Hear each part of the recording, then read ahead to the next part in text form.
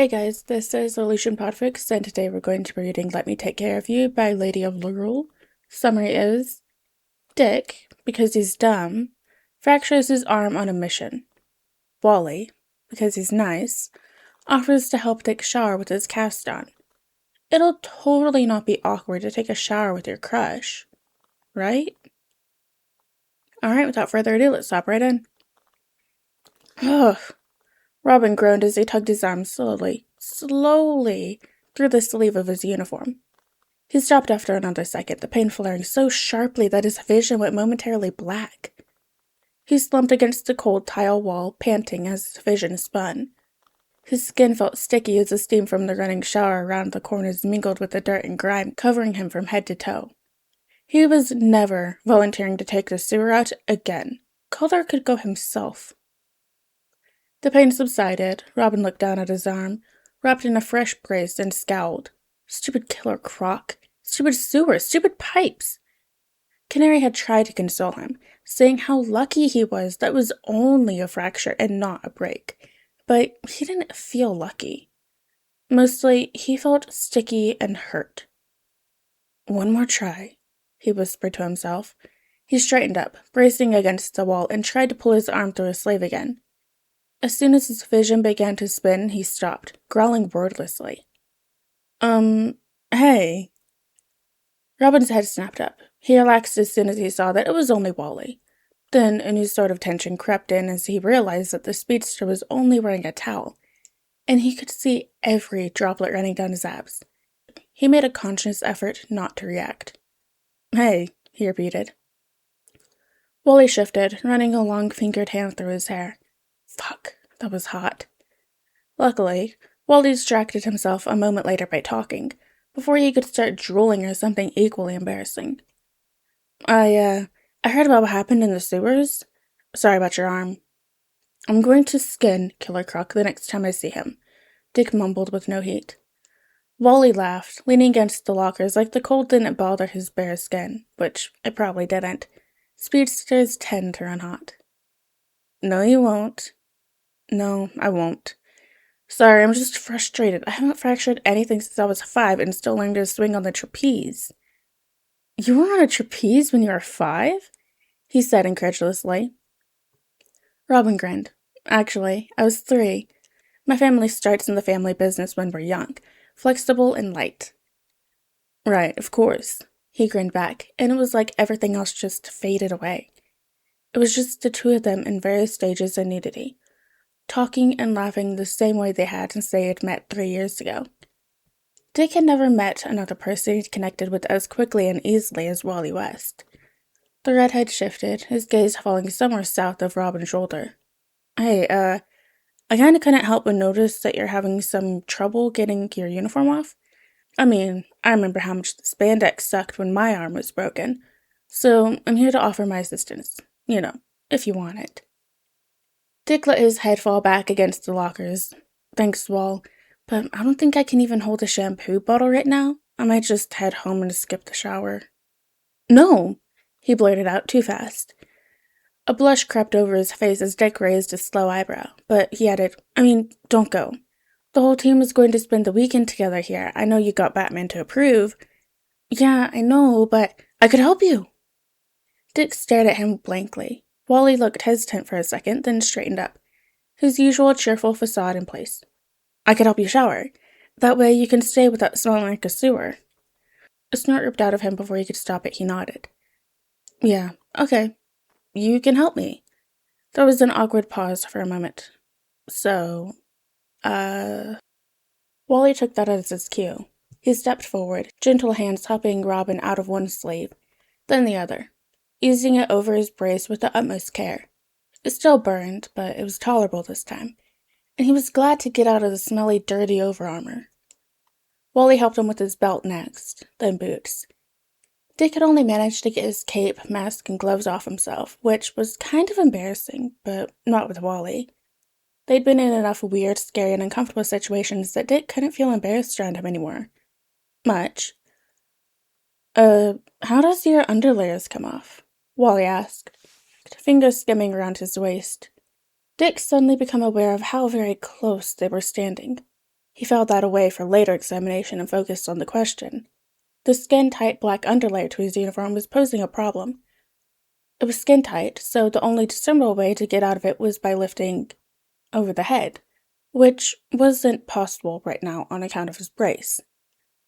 There are latches on the side. You might have to feel around for them, he answered. Right. His fingers raised, brushing against his side.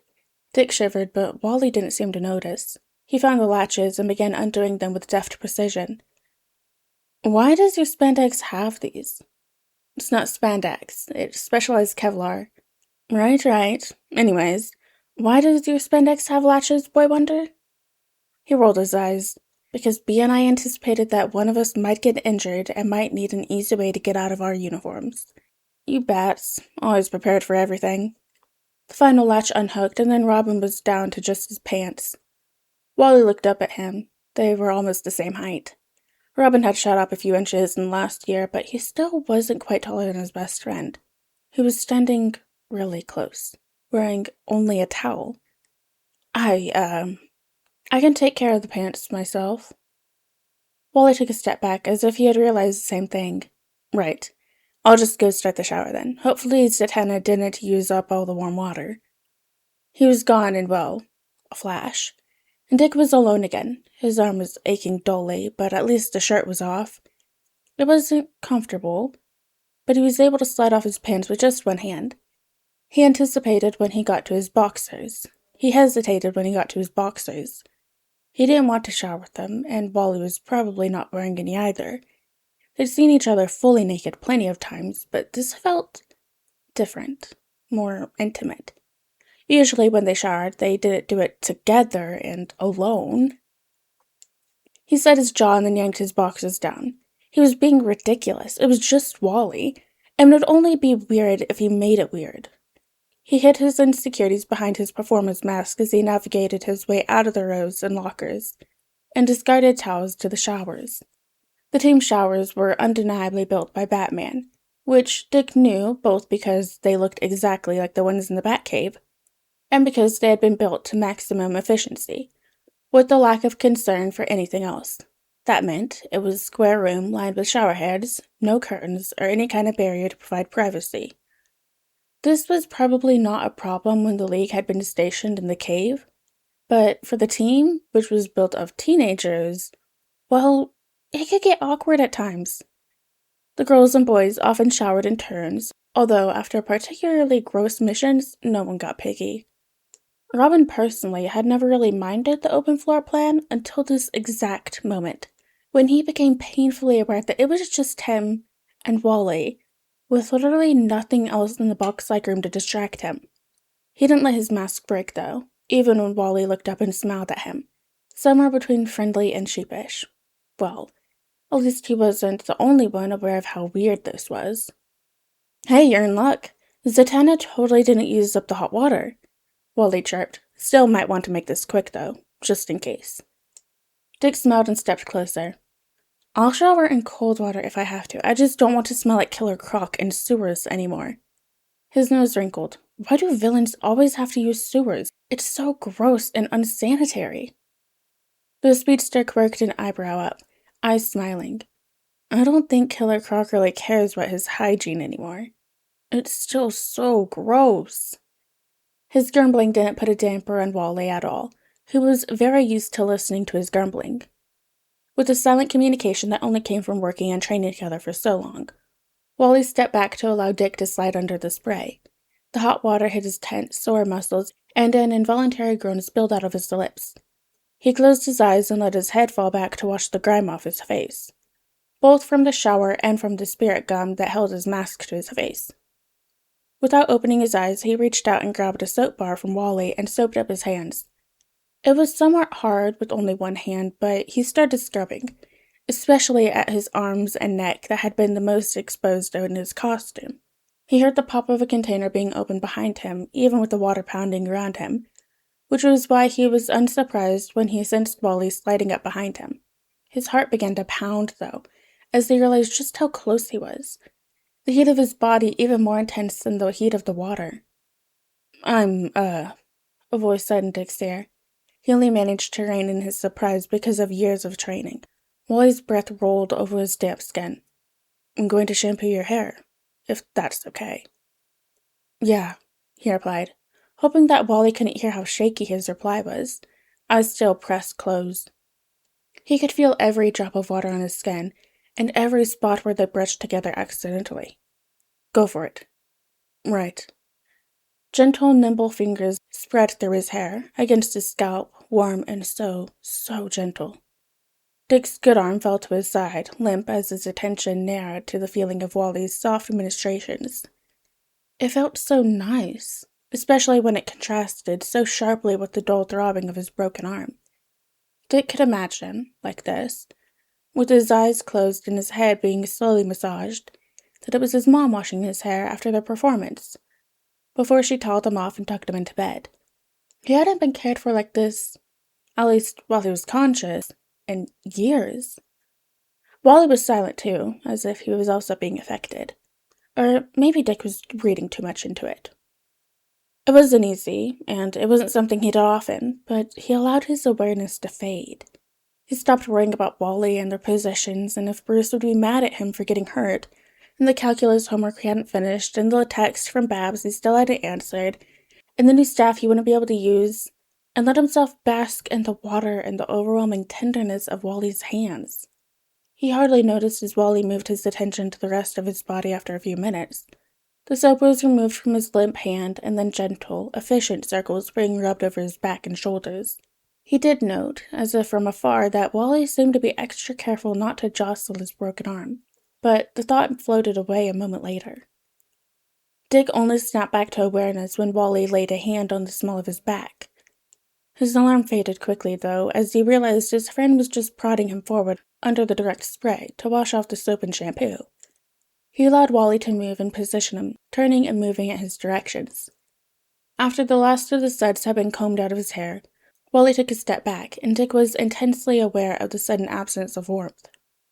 There we go, Wally murmured under his breath, like he was talking to a pet, not a person. Dick was too satisfied to mind. The speedster turned off the showerhead, and before Dick could do so much as shiver, Wally flickered and was standing in front of him with a large fluffy towel.